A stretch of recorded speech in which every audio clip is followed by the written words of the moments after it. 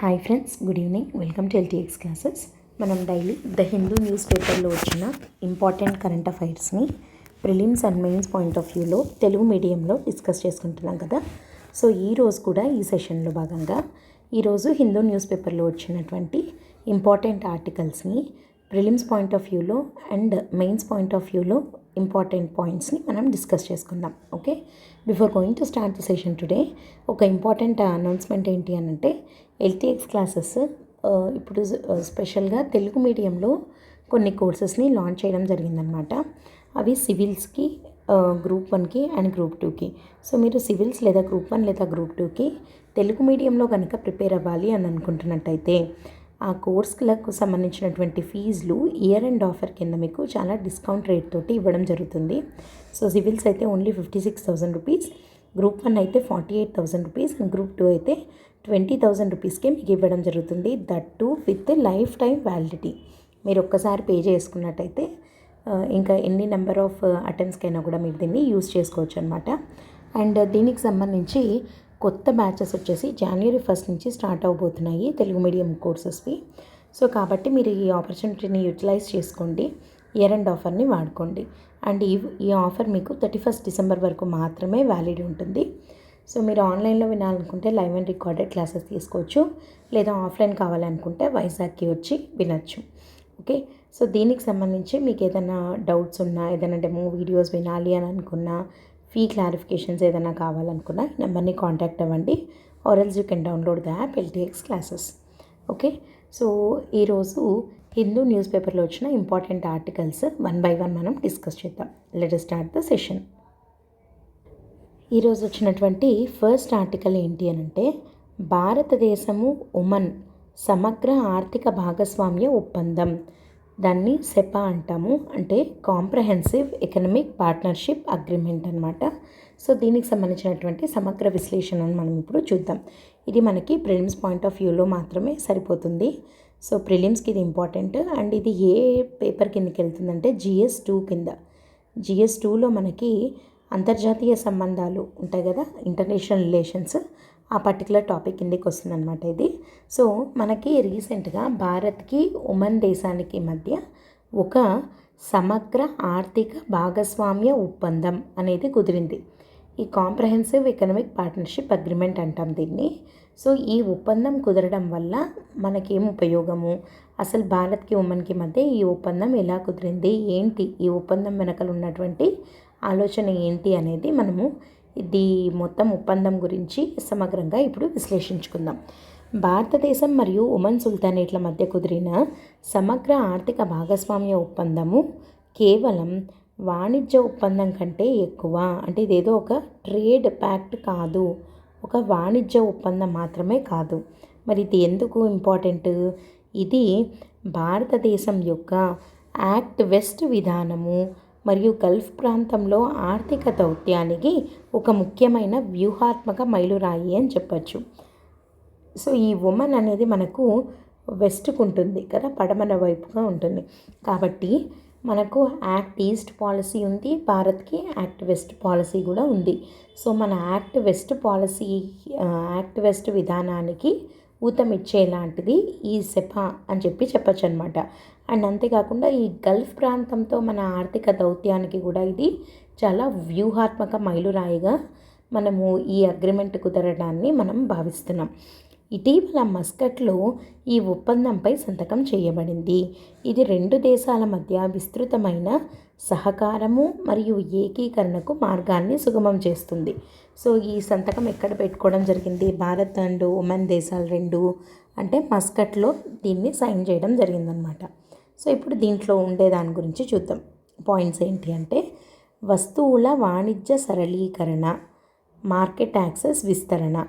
వస్తువుల వాణిజ్యానికి సంబంధించి సెపా గణనీయమైన సుంకాల తగ్గింపులను అందిస్తుంది. ఇది ద్వైపాక్షిక వాణిజ్య ప్రవాహాలను అపూర్వమైన స్థాయికి పెంచుతుందని అంచనా వేయబడింది. సో ఈ సెపా ఏం చేస్తుంది?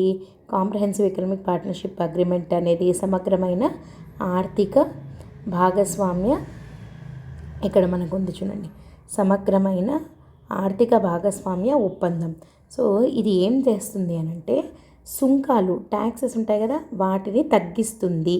అట్లా తగ్గించడం ద్వారా ఏమవుతుంది, ద్వైపాక్షిక వాణిజ్య ప్రవాహాలను అపూర్వమైన స్థాయికి పెంచుతుంది. అంటే ఈ ట్యాక్సెస్ అనేవి మనము తగ్గించడానికి వాళ్ళు తగ్గించడానికి ఒప్పుకోవడం ద్వారా ఏమవుతుంది అని అంటే రెండు దేశాలకు మధ్య ప్రవాహం, flow of goods and services అనేవి, అంటే లైక్ ఈ వస్తువులు తర్వాత సేవలు, ఇవి ఈ ప్రవాహం అనేది చాలా అపూర్వమైన లైక్ ఎక్కువగా పెరుగుతాయి అని అంటున్నాం అనమాట. సో ఇక్కడ చూద్దాం ఎలా అనేది చూద్దాం. సుంకాల రహిత ప్రాప్యత. ఇక్కడ ఉమన్ ద్వారా భారతదేశానికి మార్కెట్ ప్రాప్యత ఎంత ఉందంటే 98.08%. భారతదేశం ద్వారా ఉమన్కు మార్కెట్ ప్రాప్యత ఎంత ఉంది, 77.79%. ఇది సరళీకృతం చేయబడింది. అండ్ ఎగుమతులు లేదా దిగుమతుల కవరేజ్ ఎంత ఉంది విలువల ప్రకారం, అంటే ఎంత విలువల విషయంలో వస్తే ఎగుమతులు దిగుమతుల కవరేజ్ ఎంత అంటే భారతదేశం ఉమన్కు చేసే మొత్తం ఎగుమతుల్లో 99.38%. అది ఉమన్ నుండి భారతదేశానికి వచ్చే దిగుమతుల్లో 94.81% అనమాట. సో ఈ సెపా మొత్తం ఇవి ఫ్యాక్ట్స్. అయితే ఈ సమగ్ర ఆర్థిక భాగస్వామ్య ఒప్పందం కుదరడం వల్ల మనకు అంటే భారతదేశానికి ప్రయోజకరమైన రంగాలు ఏవి అంటే మనవి ఏవి ఎక్కువగా లాభపడుతున్నాయి, ఏ రంగాలు ఎక్కువగా దీనివల్ల లాభపడతాయి అనేది చూస్తే, ఈ ఒప్పందం ద్వారా అత్యధికంగా లబ్ధి పొందే భారతీయ ఎగుమతి రంగాలు, మన ఎగుమతుల్లో బాగుపడేవేవి అంటే లైక్ ఎగుమతులు ఎక్కువ అయ్యేవేవి ఈ ఒప్పందం ద్వారా అంటే వస్త్రాలు, తోలు ఉత్పత్తులు, పాదరక్షలు, ఇంజనీరింగ్ వస్తువులు, ప్లాస్టిక్, ఫర్నిచర్ ఇవి ఎక్కువ అవుతాయి. అండ్ ఉన్నత విలువల ఉత్పత్తుల్లో రత్నాలు, ఆభరణాలు, ఔషధాలు, వైద్య పరికరాలు, ఆటోమొబైల్స్ భాగాలు, అంతేకాకుండా ఎంపిక చేసిన వ్యవసాయ మరియు ఆహార ఉత్పత్తులకు మెరుగైన మార్కెట్ ప్రాప్యత లభిస్తుంది. సో మనకి ఎక్కువగా మార్కెట్ ఏ రంగాల్లో వాటికి ఉమన్లో మన వస్తువులు ఏ వస్తువులకు ఉమన్లో ఎక్కువ మార్కెట్ ఉంది అని అంటున్నాము, అంటే ఎక్కువగా వాళ్ళు తీసుకుంటారు అని అంటున్నాము, లేదా ఈ అగ్రిమెంట్ వల్ల ఏ రంగాల వాళ్ళు బాగుపడతారు అని అంటున్నాము అంటే వస్త్రాలు, తోలుత్పత్తులు, పాదరక్షలు, ఇంజనీరింగ్ వస్తువులు, ప్లాస్టిక్లు, ఫర్నిచర్, రత్నాలు, ఆభరణాలు, ఔషధాలు, వైద్య పరికరాలు, ఆటోమొబైల్స్ భాగాలు, తర్వాత వ్యవసాయ మరియు ఆహార ఉత్పత్తులు. సో ఇవన్నీ కూడా మనకి ఈ అగ్రిమెంట్ ద్వారా బాగుపడతాయి. అండ్ సున్నితమైన రంగాలు. భారతదేశము తన దేశీయ పరిశ్రమల ప్రయోజనాలను పరిరక్షించడానికి జాగ్రత్తగా వ్యవహరించింది. ఈ ఒప్పందం కింద కొన్ని సున్నితమైన వస్తువులు అంటే సెన్సిటివ్ ఐటమ్స్, సున్నితమైన వస్తువులను సుంకాల తగ్గింపు నుండి మినహాయించారు. సో మళ్ళీ మనవి నష్టపోకుండా జాగ్రత్త పడడం జరిగింది. అవి ఏవి అంటే పాల ఉత్పత్తులు, టీ, కాఫీ, రబ్బరు, పొగాకు ఇట్లాంటి వాటిల్లో, తర్వాత విలువైన లోహాలు ఏవేవి బంగారము, వెండి, తర్వాత బులియన్ మరియు ఆభరణాలు, తర్వాత శ్రమతో కూడిన రంగాలు అంటే లేబర్ ఇంటెన్సివ్ సెక్టార్స్ లైక్ కొన్ని పాదరక్షలు మరియు క్రీడా వస్తువులు, తర్వాత స్క్రాప్ మెటల్స్ ఇట్లాంటి వస్తువులకు సుంకాల తగ్గింపు నుండి మినహాయింపు ఇవ్వడం జరిగింది. సో ఇవి సున్నితమైన రంగాలుగా మన వాళ్ళు గుర్తించడం జరిగిందనమాట. నెక్స్ట్, సెపా యొక్క అత్యంత కీలకమైన అంశము సేవల వాణిజ్యం మరియు సహజ వ్యక్తుల కదలికపై ఉన్న బలమైన ప్రాధాన్యత. ఇది భారతదేశం యొక్క సేవల ఆధారిత ఆర్థిక వృద్ధి నమూనాకు మరియు నైపుణ్యం కలిగిన మానవ వనరుల ఎగుమతి లక్ష్యాలకు అనుగుణంగా ఉంది. ఓకే, అంటే ఇది ఏంటి, సేవా ఆధారిత ఆర్థిక వృద్ధి అనేది ఈ సెపా ద్వారా భారతదేశానికి జరుగుతుంది అని చెప్పి భావిస్తున్నాం మనం. సో ఎలా అనేది చూద్దాం. ఇంట్రా కార్పొరేట్ బదిలీ కోటా పెరుగుదల. ఒకే సంస్థలోని ఉద్యోగులను ఉమన్కు బదిలీ చేసే కోటా ఇంతకుముందు 20% ఉండింది. దీన్ని ఎంతకు పెంచారు, గణనీయంగా 50% పెంచబడింది. ఇది భారతీయ కంపెనీలు ఉమన్లో తమ కార్యకలాపాలను విస్తరించుకోవడానికి తోడ్పడుతుంది. అంటే ఇక్కడ ఓవరాల్గా మనం ఇందాక ఏమనుకున్నాము, నైపుణ్యం కలిగిన మానవ వనరుల ఎగుమతి లక్ష్యాలకు అనుగుణంగా ఉంది అన్నాం కదా.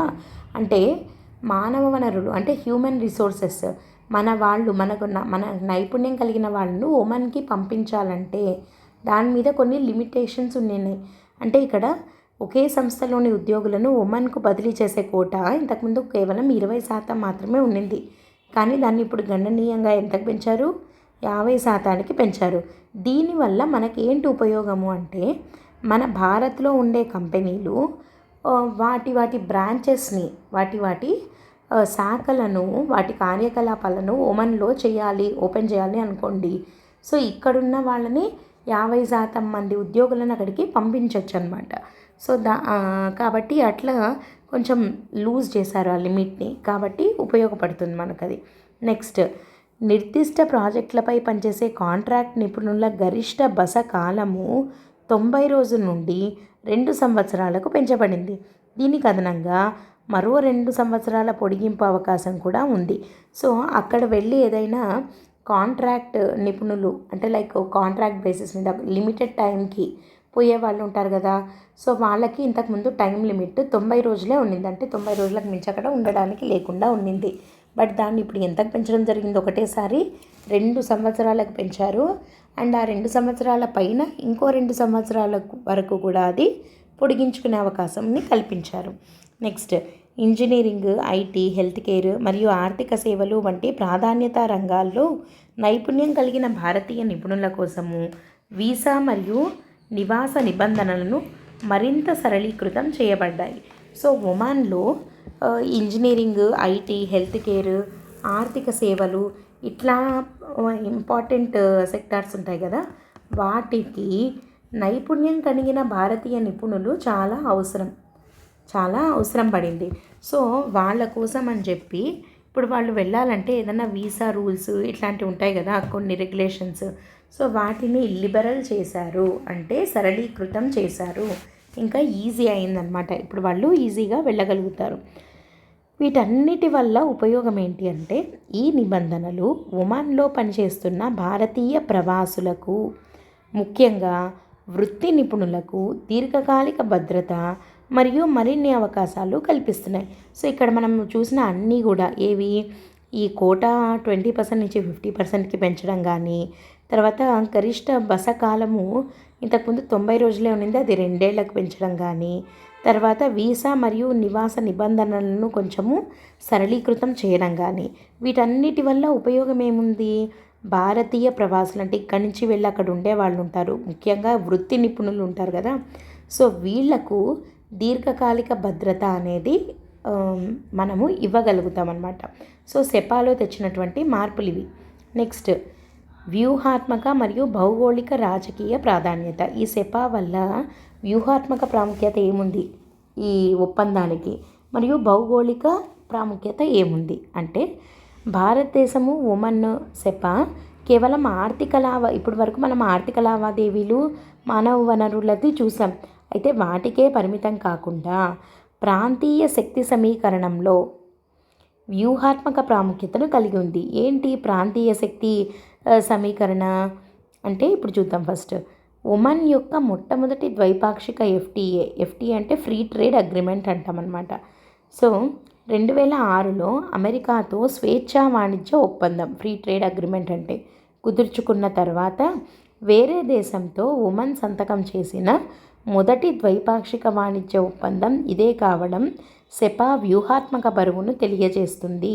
అంటే ఒమన్ 2006లో అమెరికాతో ఒక స్వేచ్ఛా వాణిజ్య ఒప్పందాన్ని కుదుర్చుకునింది.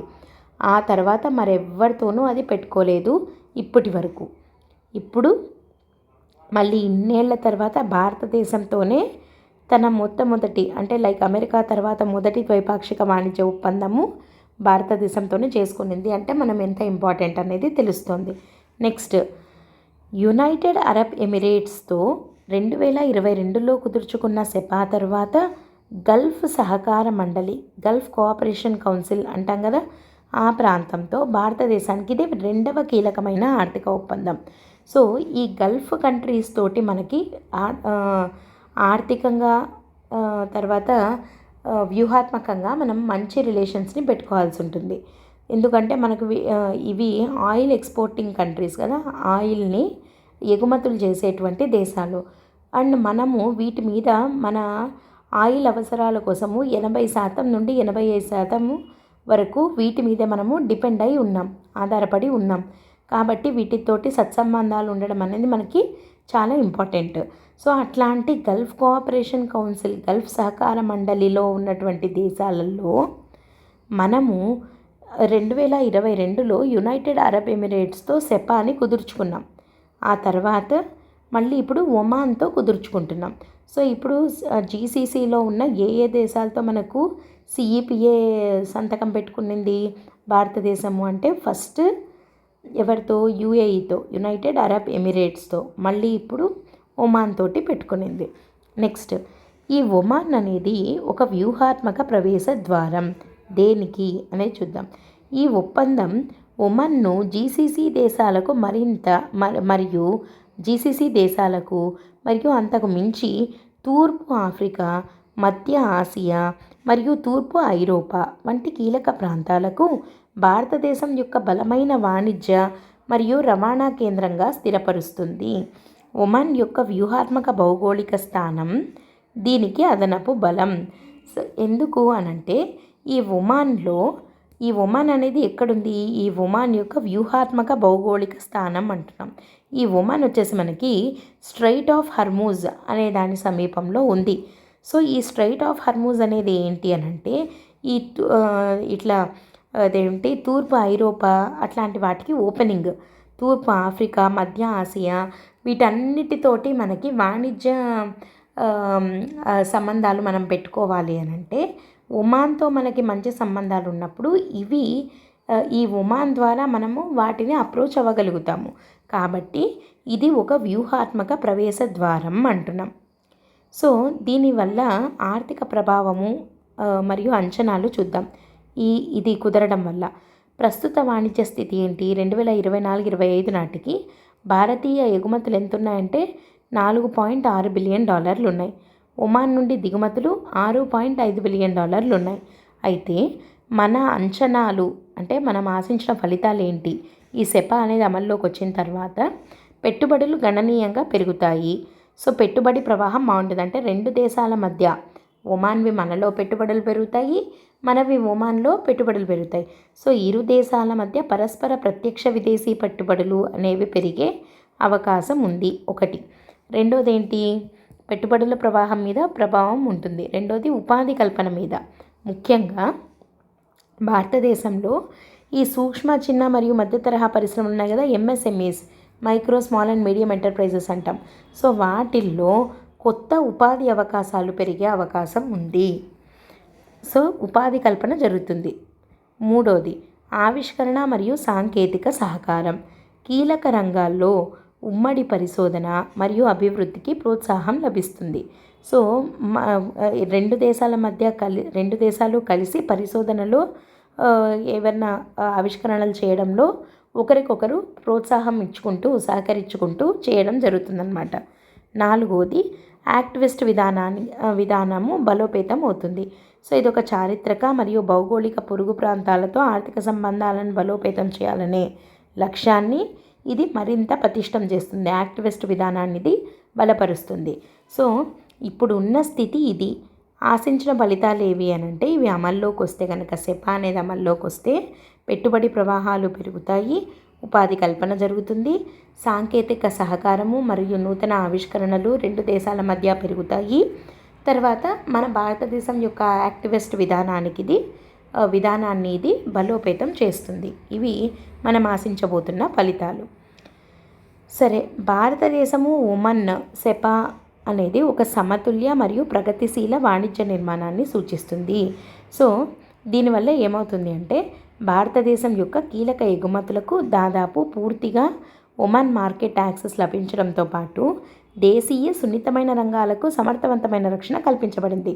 సో వాళ్ళ మార్కెట్కు మనకు యాక్సెస్ అనేది, అంటే మనకు ఆ మార్కెట్ ప్రాప్యత అనేది పెరిగింది. అట్ ద సేమ్ టైము మన దేశంలోని సున్నితమైన రంగాలకు రక్షణ కూడా కల్పించింది. రెండోది ఏంటి? వస్తువుల సరళీకరణతో పాటు, ఇందాక మనం చెప్పుకున్నది ఫస్ట్ వస్తువుల సరళీకరణ. రెండోది ఏంటి? మానవ వనరుల బలానికి అనుగుణంగా సేవలు మరియు కార్మిక చలనశీలతకు అధిక ప్రాధాన్యత ఇచ్చింది. కొన్ని పాయింట్స్ చెప్పుకున్నాం కదా, ఈ 20% కోటాను 50%కి పెంచడము, 90 రోజుల లిమిట్ను 2 సంవత్సరాలకు పెంచడము, 90 డేస్ లిమిట్ని 2 ఏళ్లకు పెంచడము, తర్వాత వీసా నిబంధనలు, తర్వాత నివాస నిబంధనలు, ఇవి సరళీకృతం చేయడము. సో ఇట్లాంటి వాటి ద్వారా ఏమవుతుంది అంటే మానవ వనరుల చలనశీలత, అంటే ఇక్కడ వాళ్ళు అక్కడికి పోవడము అనేది ఈజీ అవుతుంది. నెక్స్ట్, ఆర్థిక ఏకీకరణకు గల్ఫ్ మరియు పశ్చిమాసియా ప్రాంతంలో భారతదేశం యొక్క దీర్ఘకాలిక వ్యూహాత్మక విస్తరణతో ఇది ముడిపెట్టింది. సో ఓవరాల్గా ఏంటి అంటే ఈ ఒమాన్ తోటి మనం చేసుకున్నటువంటి ఈ సమగ్ర ఆర్థిక ఒప్పందం ఏదైతే ఉందో, ఈ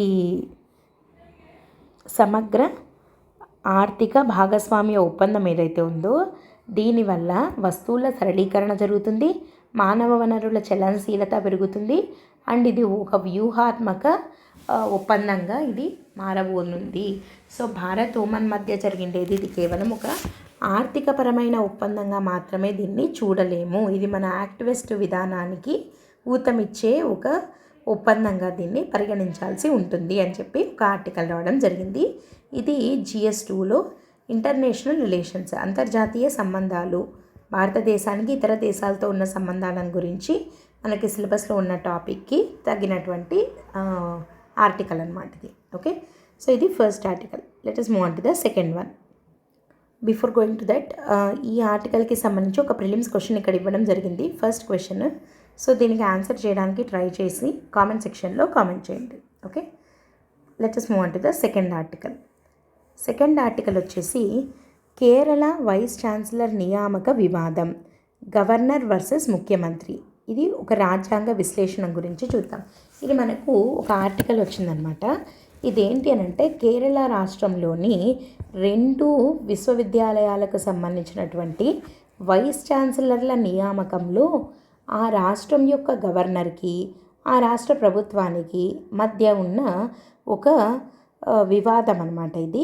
సో దాన్ని మనం రాజ్యాంగపరంగా ఎలా చూడాలి, ఇది మనకి ఎగ్జామ్ పాయింట్ ఆఫ్ వ్యూలో మనము ఈ పర్టికులర్, ఇది పొలిటికల్గానే ఉన్నా కూడా మనం దీని నుండి మనం ఎగ్జామ్కి తీసుకోవాల్సినటువంటి పాయింట్ ఏంటి అనేది చూద్దాము.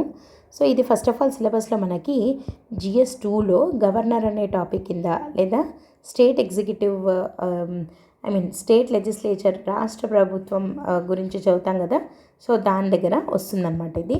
సో గవర్నర్ కిందికి ముఖ్యంగా వస్తుంది ఇది. ఒకసారి అసలు ఈ ఆర్టికల్ ఏంటి అనేది చూద్దాం.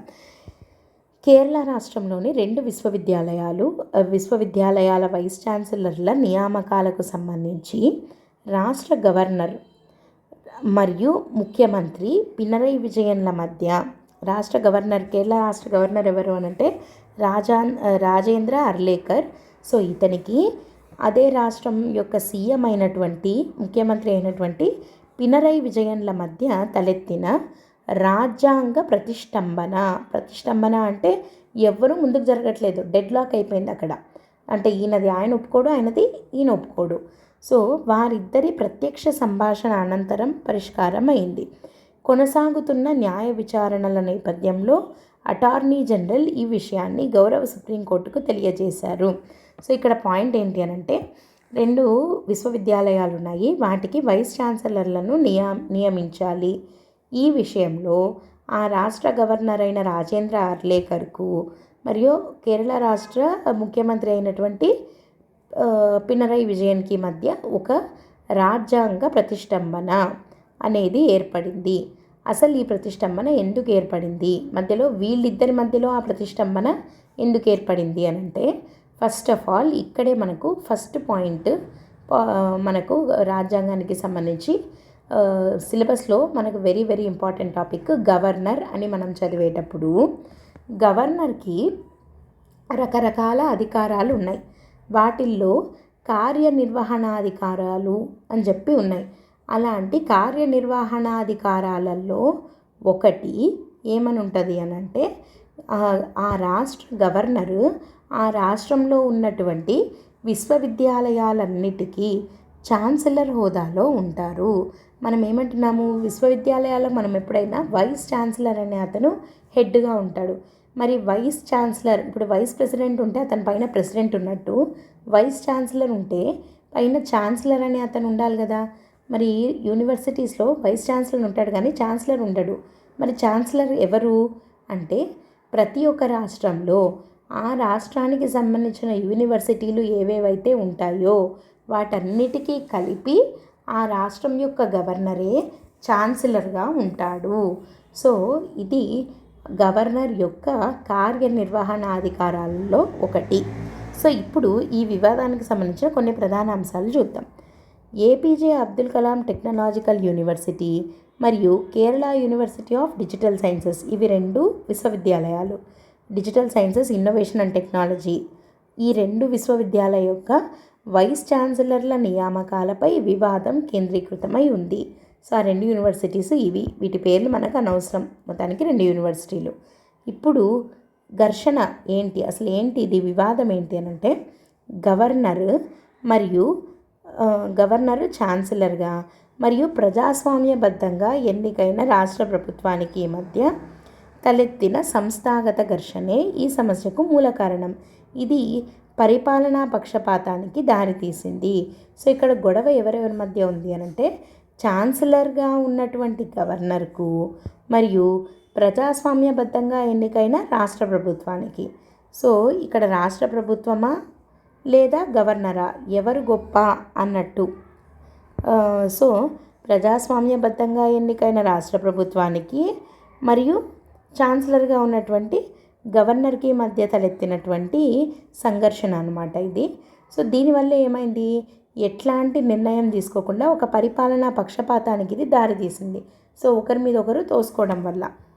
సరే, ఇప్పుడు దీనికి సంబంధించినటువంటి రాజ్యాంగ మరియు చట్టపరమైన కోణాలను చూద్దాం. ఛాన్సలర్గా గవర్నర్ అధికార పరిధి. అనేక రాష్ట్రాల్లో గవర్నర్లు రాష్ట్ర విశ్వవిద్యాలయాలకు ఎక్స్ అఫీషియో ఛాన్సలర్లుగా వ్యవహరిస్తారు. అంటే వీళ్ళే ఛాన్సలర్లుగా ఉంటారు. ఈ హోదాలో వీళ్ళు ఛాన్సలర్గా ఉండడము అంటే ఏం చేస్తారా, హోదాలో ఉండి వీళ్ళు ఆయా విశ్వవిద్యాలయాలకు సంబంధించిన వీసీలను నియమిస్తారు మరియు శోధనా కమిటీలను ఏర్పాటు చేయడము, ఇట్లాంటి అధికారాలు కలిగి ఉన్నారు. ఎవరు, గవర్నర్లు. ఛాన్సలర్గా ఉండే గవర్నర్లకు ఆ హోదాలో ఉండే అధికారాలు ఏంటి అని అంటే ఆ రాష్ట్రంలోని విశ్వవిద్యాలయాలకు వైస్ ఛాన్సలర్లను అపాయింట్ చేసే అధికారం వీళ్ళు కలిగి ఉన్నారు. సో వాళ్ళే అపాయింట్ చేస్తారు, లేదా సెర్చ్ కమిటీ అంటే వాళ్ళు శోధన కమిటీ అంటే కొంతమంది పేర్లను వాళ్ళు సిఫార్సు చేస్తే వాళ్ళల్లో ఒకరిని అపాయింట్ చేస్తారనమాట. అయితే ఛాన్సలర్ హోదాలో గవర్నర్ పాత్ర రాజ్యాంగం ద్వారా నిర్దేశించబడలేదు. ఆర్టికల్ 153 ఈ పాత్రను కేటాయించదు. మరి ఇది రాజ్యాంగం ద్వారా రాకపోతే మరి ఎలా వచ్చింది? ఇది కేవలము సంబంధిత రాష్ట్ర విశ్వవిద్యాలయాల చట్టాల ద్వారా నిర్వహించబడుతుంది. సో ఇది రాజ్యాంగబద్ధమైన పదవి కాదు. ఇది వెరీ ఇంపార్టెంట్ పాయింట్ మనకి.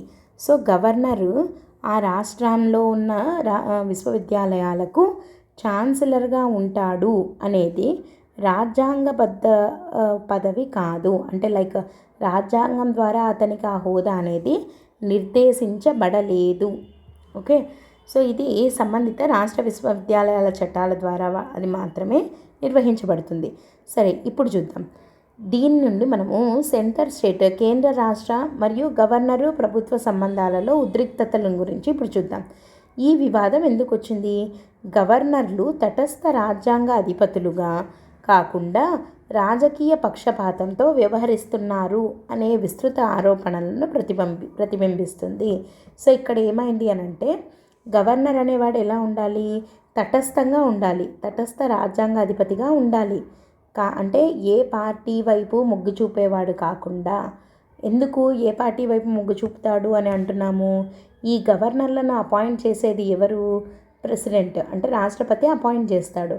సో రాష్ట్రపతి మనకి కౌన్సిల్ ఆఫ్ మినిస్టర్స్ మంత్రిమండలి చెప్తేనే కదా, వాళ్ళ సలహా మేరకే కదా చేస్తాడు.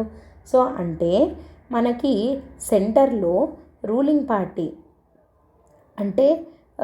పార్టీ ఏదైతే ఉందో వాళ్ళకు అనుకూలమైన వ్యక్తులను రాష్ట్రాలలో గవర్నర్లుగా అపాయింట్ చేస్తున్నారని, సో లేదా అలా అపాయింట్ చేసిన తరువాత ఈ గవర్నర్లు సెంటర్లో ఉన్న రూలింగ్ పార్టీ వైపు మొగ్గు చూపుతున్నారని ఒక వివాదం అయితే ఉందన్నమాట. అంటే అట్లాంటి ఒక భావన అయితే అందరికీ ఉంది. అండ్ అంతేకాకుండా పర్టికులర్గా ఇది ఎక్కడ ఇట్లాంటివి అరైజ్ అవుతున్నాయి అని అంటే, రాష్ట్రాలలో ఏ రాష్ట్రంలో అయితే అక్కడున్న రూలింగ్ పార్టీ కాకుండా ఇతర పార్టీలు ఉన్నాయో రాష్ట్రాలలో, అట్లాంటప్పుడు అక్కడ వాళ్ళు అపాయింట్ చేసినటువంటి గవర్నర్లకు మరియు ఇక్కడున్న పార్టీ తరపున ఎన్నికైనటువంటి సీఎంకి అంటే ముఖ్యమంత్రికి మధ్య ఇట్లాంటి ప్రతిష్టంభనలు ఏర్పడుతున్నాయి. అంటే వాళ్ళు చెప్పిన మాట వీళ్ళు వినరు, వీళ్ళు చెప్పిన మాట వాళ్ళు వినరు. దాని ద్వారా ఏమవుతుంది, మనకి ఈ రాజ్యాంగ ప్రతిష్టంభన అంటే పరిపాలనా పక్షపాతము ఇది గురవుతున్నారనమాట. సో ఇక్కడ ఏమంటున్నారు అని అంటే, ఈ తటస్థ రాజ్యాంగ అధిపతులుగా కాకుండా గవర్నర్లు రాజకీయ పక్షపాతంతో వ్యవహరిస్తున్నారు అనే ఆరోపణలను ఎదుర్కొంటున్నారు. సో గవర్నర్లు సహకార సమాఖ్య స్ఫూర్తికి లోబడి వ్యవహరించాలని మరియు సమాంతర అధికార కేంద్రాలుగా రూపొందరాదని గౌరవ సుప్రీంకోర్టు స్పష్టం చేయడం జరిగిందనమాట. సుప్రీంకోర్టు ఏమని చెప్పింది అని అంటే, మీరు కోఆపరేటివ్ ఫెడరలిజం అంటాం, అంటే సహకార సమాఖ్య స్ఫూర్తికి లోబడి ఉండాలి. అంటే కేంద్రము రాష్ట్రం మధ్య మంచి సత్సంబంధాలు ఉండాలి. సో వాటిని నెలకొల్పడంలో వీళ్ళు ప్రముఖ పాత్ర పోషించాలి. అంతేకాకుండా వీళ్ళు సమాంతర అధికార కేంద్రాలుగా ఉండకూడదు. అంటే రాష్ట్ర ప్రభుత్వం ఎందుకు మనం వీళ్ళు సమాంతర కేంద్రంగా ఉండకూడదు అంటున్నాము, రాష్ట్ర ప్రభుత్వం అనేది ప్రజల చేత ఎన్నుకోబడినది కదా. సో ప్రజల చేత ఎన్నుకోబడిన దానికన్నా గవర్నర్లు ఎక్కువ అవ్వకూడదు కదా. ప్రజల వద్దనే పవర్ అనేది ఉండాలి, ఎందుకంటే మనది డెమోక్రసీ కాబట్టి. సో ఈ ప్రజాస్వామ్య ప్రభుత్వంలో ప్రజల చేత ఎన్నుకోబడిన ప్రభుత్వమే అల్టిమేట్గా ఉండాలి, కానీ గవర్నర్లు ఒక వ్యక్తి కాదు. సో అట్లా ఉండాలి అని చెప్పి సుప్రీంకోర్టు మార్గదర్శకాలని ఇవ్వడం జరిగిందనమాట. సో ఇక్కడ ఇట్లాంటి విషయాల్లో న్యాయ వ్యవస్థ జోక్యము మరియు సుప్రీంకోర్టు పాత్ర ఎట్లాంటిది అనేది చూద్దాం. సుప్రీంకోర్టు నిర్బంధ ఆదేశాలను జారీ చేయకుండా సంభాషణను ప్రోత్సహించడం ద్వారా రాజ్యాంగపరమైన ఉద్రిక్తతను తగ్గించే కందెనగా ఇది పనిచేసింది. అంటే సుప్రీంకోర్టు ఏం చేస్తుందంటే, ఖచ్చితంగా నువ్వు ఇది చేయి అది చేయి అని చెప్పి ఆదేశాలు ఇవ్వడం కాకుండా, అంటే గవర్నర్లకు రాష్ట్ర ప్రభుత్వానికి మధ్య ఒక సంభాషణగా, లైక్ వాళ్ళిద్దరి మధ్య ఒక బ్రిడ్జ్ లాగా పనిచేసిందనమాట. వీసీ అభ్యర్థులను షార్ట్ లిస్ట్ చేసేందుకు మాజీ సుప్రీంకోర్టు న్యాయమూర్తి ఆధ్వర్యంలో సెర్చ్ కమిటీని ఏర్పాటు చేయాలి అని చెప్పి ఆదేశించింది. జస్టిస్ జేపీ పార్థివాలా చేసిన వ్యాఖ్యలు రాజ్యాంగ కార్యకర్తల మధ్య సున్నితమైన జలాలను కాదు, అస్థిరమైన వాటిని పాలన నిర్ధారించాలి అనేది కఠినమైన న్యాయ తీర్పు కంటే రాజ్యాంగ రాజనీతిజ్ఞతకు కోర్టు ఇచ్చిన ప్రాధాన్యతను సూచిస్తుంది. సో ఇక్కడ పార్థివాలా ఏమని అన్నారు అని అంటే, రాష్ట్ర ప్రభుత్వానికి గవర్నర్కి మధ్య అస్థిరమైనవి కాదు, సున్నితమైన జలాలు ఉండాలి. లైక్ అంటే వాళ్ళిద్దరూ ఒకరితో ఒకరు కలిసిమెలిసి పనిచేయాలి అని చెప్పాడు. అంటే రాజకీయ రాజనీతిజ్ఞత అనేది ఆయన ఇక్కడ చూపించడం జరిగిందనమాట. రాజ్యాంగ రాజనీతిజ్ఞతను ఆయన చూపించడం జరిగింది. సో ఇట్లాంటి ప్రతిష్టంభనల వల్ల ఉన్నత విద్యా పాలన మీద ఎలాంటి ప్రభావాలు ఉంటాయంటే, సుదీర్ఘ రాజకీయ వివాదాలు విద్యా స్వయం ప్రతిపత్తి, పరిపాలనా సామర్థ్యము, విద్యార్థుల ప్రయోజనాలు మరియు సంస్థాగత విశ్వసనీయత పైన తీవ్ర ప్రతికూల ప్రభావాన్ని చూపుతున్నాయి. సో ఇవన్నీ దెబ్బతింటున్నాయి వీళ్ళ మధ్య ఉన్న గొడవల వల్ల. ఏంటి? పరిపాలనా సామర్థ్యము, తర్వాత విద్యా స్వయం ప్రతిపత్తి, తర్వాత విద్యార్థుల యొక్క ప్రయోజనాలు, సంస్థాగత విశ్వసనీయత, ఇవన్నీ కోల్పోతున్నాయి వీళ్ళ మధ్య ఉన్న ఈ రాజకీయపరమైన వివాదాల వల్ల. నెక్స్ట్, నియామక ప్రక్రియల్లో పారదర్శకత లేకపోవడము, ఛాన్సలర్లలో అధికారాన్ని కేంద్రీకరించడము, మరియు రాష్ట్రాలలో ఏకరీతి పారదర్శక నిబంధనలు లేకపోవడము వంటి సంస్థాగత బలహీనతలను ఈ సంఘటన ప్రముఖంగా వెల్లడించింది. సో దీంట్లో ఉన్న లోపాలు ఏంటి అనేది ఇక్కడ మనం చెప్పుకోవడం జరిగింది. సో పారదర్శకత లేకపోవడము, అధికారం అంతా కేంద్రీకృతమై ఉండడము, ఏమంటారు నిబంధనలను సక్రమంగా పాటించకపోవడము అనే ఈ బలహీనతలను ఈ సంఘటన బాగా చెప్పడం జరిగిందనమాట. సో వీటికి సంబంధించినటువంటి ఆర్టికల్ ఏవి అనేది చూద్దాము. మనకి రాజ్యాంగం ప్రకారము ఆర్టికల్ 153. సో ఇక్కడ ఆర్టికల్ 153 ప్రతి రాష్ట్రానికి ఒక గవర్నర్ ఉండాలి అని ఉందంతే. మనం ఇందాక కూడా అదే చెప్పుకున్నాం, గవర్నర్ ఉండాలి అని చెప్పింది, కానీ ఆ గవర్నరే ఛాన్సలర్గా కూడా ఉంటాడు అని చెప్పి మనకి రాజ్యాంగం చెప్పలేదు. సో అదొక పాయింట్. నెక్స్ట్ ఆర్టికల్ 163 మంత్రిమండలి అవసరమైన సందర్భాలలో తప్ప గవర్నర్ మంత్రిమండలి సహాయం మరియు సలహా మేరకు వ్యవహరించాలి అని చెప్పి చెప్తున్నాం. అంటే లైక్ 99% గవర్నర్ మంత్రిమండలి యొక్క సలహా మేరకే వ్యవహరించాలి అని అంటున్నాం అనమాట. సో ఇవి కాకుండా మనము ఇక్కడ కొన్ని మిగతా ఆర్టికల్స్ గురించి కూడా చెప్పడం జరిగింది దీనికి సంబంధించినవి. సో ఇవి ఒకసారి మీరు మళ్ళీ రెఫర్ చేయొచ్చు.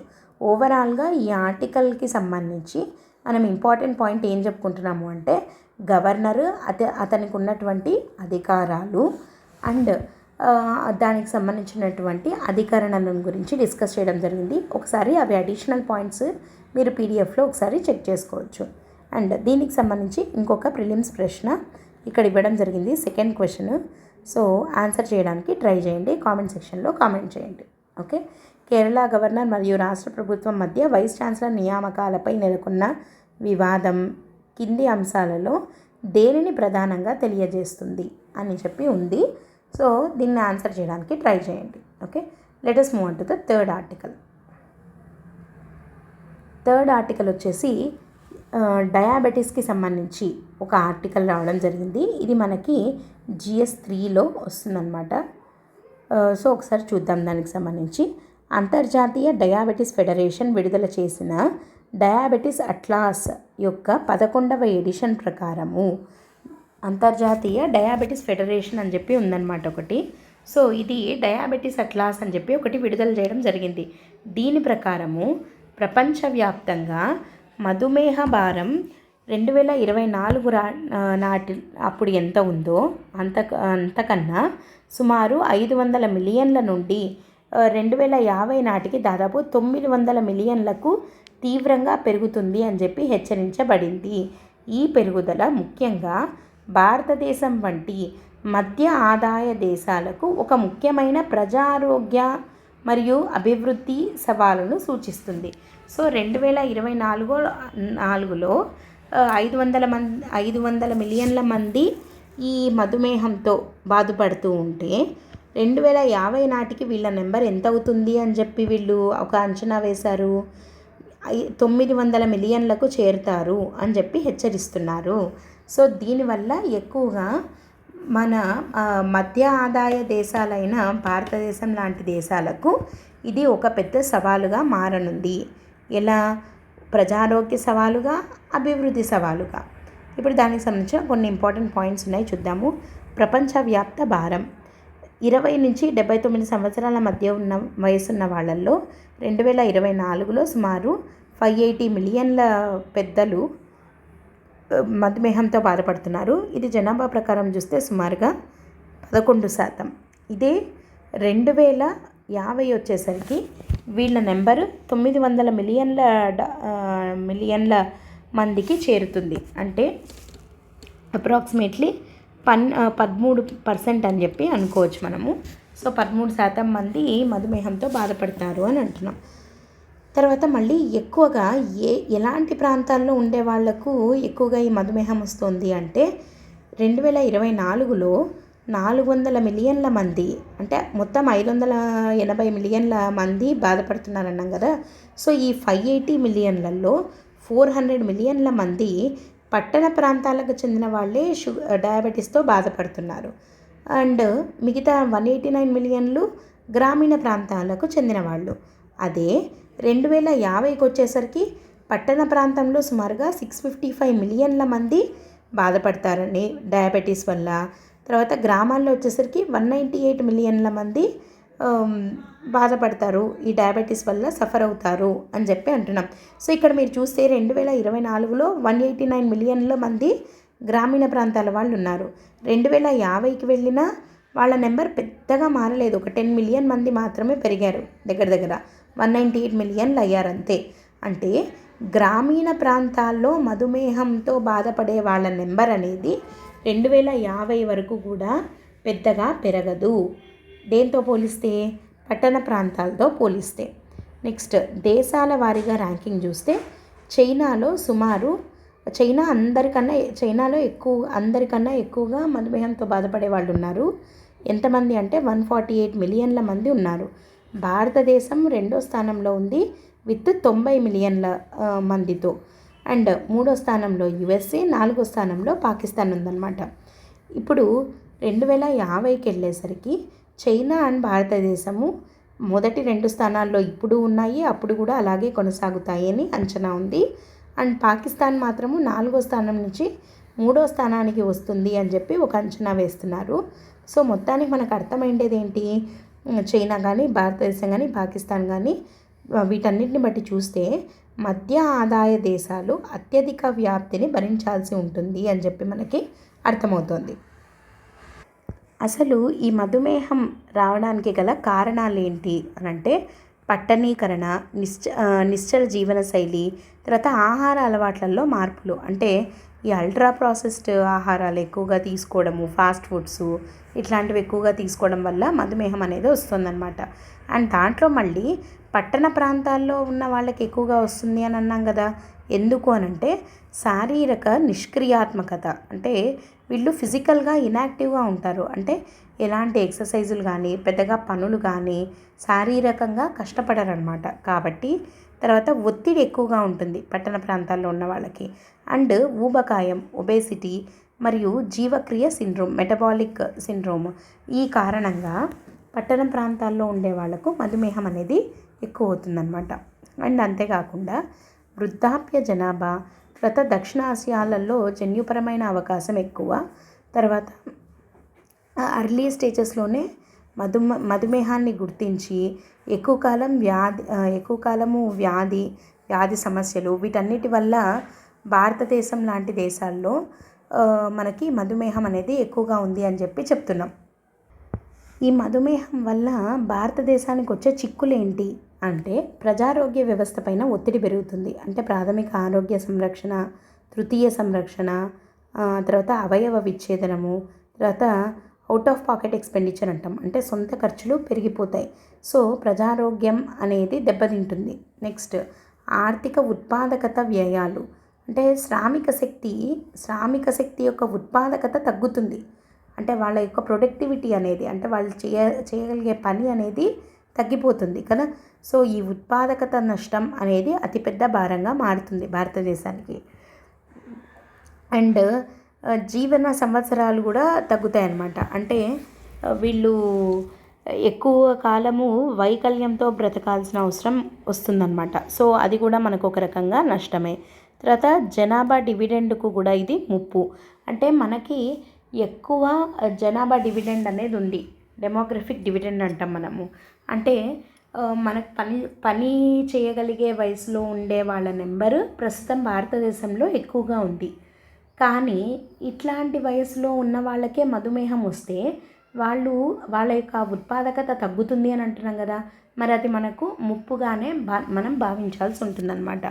అండ్ అంతేకాకుండా పట్టణ ప్రణాళిక అండ్ నడవగలిగే నగరాలు, అంటే వాకబుల్ సిటీస్ని రూపకల్పన చేయడం. అంటే ఈ ఫిజికల్ యాక్టివిటీ లేదు అన్నాం కదా, శారీరక శ్రమ. సో అట్లా కాకుండా అట్లా నగరాలు ఎలా ఉండాలి అని అంటే కొంచెం శారీరకంగా కష్టపడేలాగా, లైక్ నడవగలిగేలాగా, దానికి అనుకూలంగా ఉండేటువంటి నగరాలను నిర్మించాలి. తర్వాత కాలుష్య నియంత్రణ చేయాలి. అండ్ ఆరోగ్యకరమైన ఆహారం అందుబాటులో ఉండేలాగా మనము చర్యలు తీసుకోవాలన్నమాట. సో ఇట్లాంటి చర్యలు తీసుకుంటేనే మన భారతదేశము ఈ ముప్పు నుంచి బయటపడవచ్చు. సో అందరికన్నా మనమే ఎక్కువ, చైనా మరియు భారతదేశం ముఖ్యంగా దీనివల్ల సఫర్ అవుతున్నాయి అని అంటున్నాం కదా. సో వీటి నుంచి బయటపడాలంటే మనం తీసుకోవాల్సిన చర్యలు అన్నమాట ఇవి. అండ్ ఇవి కాకుండా మనకి దీనికి సంబంధించినటువంటి అధికరణలు ఏవి అని చెప్పచ్చు. రైట్ టు లైఫ్, జీవించే హక్కు. తర్వాత ఆర్టికల్ 47 ప్రజారోగ్యాన్ని మెరుగుపరచడం అనేది రాష్ట్ర విధి. అండ్ ఆర్టికల్ 39E కార్మికుల ఆరోగ్యము మరియు బలాన్ని రక్షించడం. సో ఇవి 3 ఈ ఆర్టికల్కి సంబంధించినటువంటి రాజ్యాంగ నిబంధనలు.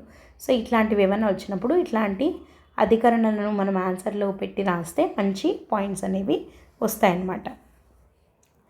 సో ఇప్పుడు ఈ ఆర్టికల్కి సంబంధించి ఒక ప్రిలిమ్స్ క్వశ్చన్ ఇక్కడ ఇవ్వడం జరిగింది. 3rd క్వశ్చన్ ఇది.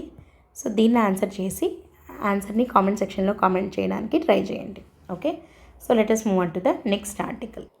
నెక్స్ట్ ఆర్టికల్ వచ్చేసి MGNREGA ఉంది కదా, Mahatma Gandhi national rural employment guarantee act. So దీనిని రీప్లేస్ చేస్తూ ఒక కొత్త బిల్లు తీసుకొని రావడం జరిగింది. అది Viksit Bharat guarantee for Rozgar and Ajeevika mission అని చెప్పి ఈ కొత్త బిల్లును తీసుకొని రావడం జరిగింది. సో ఈ రెండిటి ఈ MGNREGAని తీసేసి ఈ బిల్లును తీసుకొని రావడము అనే దాన్ని ప్రతి ఒక్కరూ అంటే దీని పట్ల నిరసనను తెలుపుతున్నారు. సో అసలు దీని మధ్య తులనాత్మక విశ్లేషణను చేద్దాం మనం. అంటే ఈ రెండు చట్టాలను ఒకసారి కంపేర్ చేసి చూద్దాం. ఇక్కడ మనం ఒక టేబుల్ లాగా చూస్తున్నాం దీన్ని. అంశం ఏంటి అండ్ ప్రస్తుతం ఎలా ఉంది, ప్రతిపాదిత కొత్త బిల్లులో ఎలా మారబోతోంది అనేది చూద్దాం. ఫస్ట్ MGNREGA యొక్క పథకం స్వభావం ఏంటి అంటే ఇది హక్కు ఆధారిత చట్టం, అంటే రైట్ బేస్డ్ లా. సో ఇది ఒక హక్కులాగా ఉంది ప్రస్తుతం. కానీ ప్రతిపాదిత బిల్లు ఎలా ఉంటుంది, కేటాయింపు ఆధారిత బడ్జెట్ పరిమితులపై ఆధారపడి ఉంటుంది. అంటే దానికి అలొకేషన్ చేస్తేనే అది జరుగుతుందన్నమాట, లేదంటే జరగదు. అంటే ఒక హక్కు పోయి ఏమైంది, ఇది ఒక కేటాయింపు ఆధారితంగా మారింది. హక్కు ఆధారిత పోయి కేటాయింపు ఆధారితంగా మారిందనమాట. నెక్స్ట్ రెండోది 100 రోజుల ఉపాధికి చట్టబద్ధమైన హామీ అనేది ఉంది. అంటే 100 రోజులు ఖచ్చితంగా మనకి గ్రామీణ ప్రాంతాల్లో ఉండే వాళ్లకు సంవత్సరంలో 100 రోజులు ఖచ్చితంగా ఉపాధి ఇవ్వడము. మనకు పేర్లు ఉన్నది కదా, నేషనల్ రూరల్ ఎంప్లాయ్మెంట్ గ్యారంటీ. అంటే ఖచ్చితంగా ఉపాధి అనేది హామీగా ఇవ్వడం జరిగింది MGNREGA కింద. మరి ఇక్కడ ఈ 100 రోజుల్ని 125 రోజులకు పెంచారు. ఇది మంచిదే, కానీ ఇది బడ్జెట్ కేటాయింపులకు లోబడి ఉంటుంది. కానీ ఇక్కడ ఖచ్చితంగా అనేది ఇక్కడ చెప్పలేదు, అంటే ఒక హామీ అనేది ఇక్కడ ఇవ్వలేదు. రోజులైతే 100 నుండి 125 రోజులకు పెంచారు, కానీ హామీ అయితే ఇక్కడ లేదు. నెక్స్ట్ మూడోది డిమాండ్ ఆధారిత. డిమాండ్ ఉన్నప్పుడు తప్పనిసరిగా పని కల్పించాలి. అంటే ఇది డిమాండ్ ఆధారిత అయితే ఇది సరఫరా ఆధారిత, అంటే నిధుల లభ్యత ఆధారంగా పని కల్పిస్తారు. ఇక్కడేంటి, మాకు పని కావాలి అని అడిగితే పని కల్పిస్తారు. సో ఇది డిమాండ్ ఆధారిత బిల్ అయితే ఇది సరఫరా ఆధారిత బిల్ అన్నమాట. సో ఇది నిధుల యొక్క లభ్యత మీద ఆధారంగా పనిచేస్తుంది. నెక్స్ట్ డిమాండ్కు అనుగుణంగా కేంద్రం నిధులను పెంచాలి. సో డిమాండ్ పెరిగితే కేంద్రం నిధులు పెంచాలి. కానీ ఇక్కడేంటి, సో డిమాండ్ ఎంత పెరిగినా ఏమైనా ముందుగా నిర్ణయించిన బడ్జెట్కు మాత్రమే కేంద్రం పరిమితం అవుతుంది. అంటే డిమాండ్ పెరిగినంత మాత్రాన నిధులు పెంచాలి అనేది ఇక్కడ లేదు. అంటే ముందుగా ఒక బడ్జెట్ డిసైడ్ చేస్తారు, దానికి తగినట్టే అంతకు మాత్రమే కేంద్రం అనేది పరిమితం అవుతుందన్నమాట. నెక్స్ట్ ఇక్కడ కేంద్రము 100% వేతన ఖర్చును భరిస్తుంది. సో ఈ 100 రోజుల పనికి గాను అయ్యే ఖర్చు ఏదైతే ఉందో ఆ వేతన ఖర్చు దాన్ని 100కు 100% కేంద్రమే భరిస్తుంది. కానీ ఇప్పుడు కేంద్రము మరియు రాష్ట్రాల మధ్య 60-40 నిష్పత్తిలో నిధుల పంపిణీ జరుగుతుంది. అంటే కేంద్రం 60% ఖర్చును భరిస్తే వేతన ఖర్చుని, మిగతా 40% ఖర్చు రాష్ట్రాలు భరించాలి. సో ఇలా 60-40 పద్ధతిలో ఈ బిల్లును, అంటే వేతన ఖర్చును భరించడం అనేది ఈ బిల్లులో ఉండే ఒక ఇంపార్టెంట్ అంశం అన్నమాట. నెక్స్ట్ ఏ సమయంలోనైనా పనిని అభ్యర్థించవచ్చు. అంటే అది వ్యవసాయ సీజన్ అనే కాదు, ఏ సమయంలో అయినా అభ్యర్థించవచ్చు. ఇక్కడ వ్యవసాయ సీజన్ పాజ్ అంటే సాగు పనుల సమయంలో 60 రోజుల వరకు పనిని నిలిపేసే అవకాశం ఉంది. అంటే వ్యవసాయ పనులు జరుగుతున్న టైంలో 60 రోజుల పాటు హాలిడే ఇస్తారనమాట, అంటే పనులు ఇవ్వరు. కానీ ఇక్కడ మాత్రం ఏ సమయంలో అయినా అభ్యర్థించవచ్చు. నెక్స్ట్, పనుల గుర్తింపు మరియు అమలులో పంచాయతీలకు అధికారం ఉంటుంది. ఇక్కడ మెయిన్ అధికారం మొత్తం ఎవరి దగ్గర ఉంటుంది? గ్రామ పంచాయతీల చేతిలో ఉంటుంది. ఇక్కడ పెరిగిన కేంద్ర నియంత్రణ కారణంగా పంచాయతీల పాత్ర తగ్గుముఖం పట్టచ్చు. సో ఇక్కడ కేంద్ర నియంత్రణ పెరిగింది కదా, అంటే బడ్జెట్ ముందే డిసైడ్ చేయడము, తర్వాత నిధులను కేటాయించిన దాన్ని బట్టే ఇవ్వడము, ఇట్లాంటివి. కాబట్టి గ్రామ పంచాయతీల యొక్క పాత్ర తగ్గుముఖం పట్టిందనమాట. సో ఇక్కడ పంచాయతీలకు బాగా అధికారం ఉంది, ఇక్కడ తగ్గింది. నెక్స్ట్, సాధారణంగా సహాయకారిగా ఉంటుంది ఇది ఈ చట్టం. సాంకేతికత, ఆధారు, డిజిటల్ హాజరు వంటి కఠినమైన సాంకేతిక జోక్యం తప్పనిసరి. సో ఇక్కడ సాంకేతికత అనేది సహాయకారిగా ఉంటుంది దీంట్లో, కానీ ఇక్కడ ఏమైంది, దీని యొక్క జోక్యము ఎక్కువైంది. నెక్స్ట్, స్థానిక అవసరాలకు అనుగుణంగా పనులు అనేవి ఉంటాయి, అంటే అసెట్ క్రియేషన్ చేస్తారు. సో ఇక్కడ స్థానికంగా ఆయా ప్రాంతాల్లో ఏమేమి అవసరమో వాటికి అనుగుణంగా ఈ పనులను ఇస్తారనమాట. కానీ ఇక్కడ 4 ప్రధాన రంగాలకే ఇది పరిమితమైంది. ఏంటంటే ఆ 4 ప్రధాన రంగాలు? నీటి భద్రత, తర్వాత క్లైమేట్ చేంజ్, ఇట్లాంటి 4 ప్రధాన రంగాలకు మాత్రమే ఇవి పరిమితం అయ్యాయి. సో ఇక్కడ మనము ఏ తేడాలను చూసాము? ఒకటి వచ్చి ఇక్కడ ఫస్ట్ పాయింట్ వచ్చేసి ఇది హక్కు ఆధారిత చట్టం అయితే ఇది కేటాయింపు ఆధారితం. ఇది 100 రోజుల ఉపాధిని 100 రోజుల ఉపాధి కోసం ఇది చట్టబద్ధమైన హామీని ఇస్తోంది. ఇది 125 రోజులకైతే పెంచింది ఉపాధిని, కానీ హామీ అనేది లేదు. ఇది డిమాండ్ ఆధారితమైతే ఇది సరఫరా ఆధారితంగా ఉంది. అండ్ ఇది డిమాండ్ ఆధారంగా నిధులను పెంచుతారు ఇక్కడ, కానీ ఇక్కడ మాత్రము ముందుగా నిర్ణయించిన బడ్జెట్కే పరిమితమవుతారు. ఇక్కడ వచ్చేసి వేతన ఖర్చు 100కు 100% కేంద్రమే భరిస్తే, ఇప్పుడు మాత్రం కొత్త దాంట్లో కేంద్రము రాష్ట్రము 60-40 పద్ధతిలో పంచుకోవాల్సి ఉంటుంది వేతన ఖర్చుని. తర్వాత ఏ సమయంలో అయినా ఇక్కడ పనిని అభ్యర్థించవచ్చు, కానీ ఇక్కడ మాత్రము వ్యవసాయ సీజన్ అంటే సాగు చేసే సమయంలో 60 రోజుల పాటు పనులు కల్పించరు.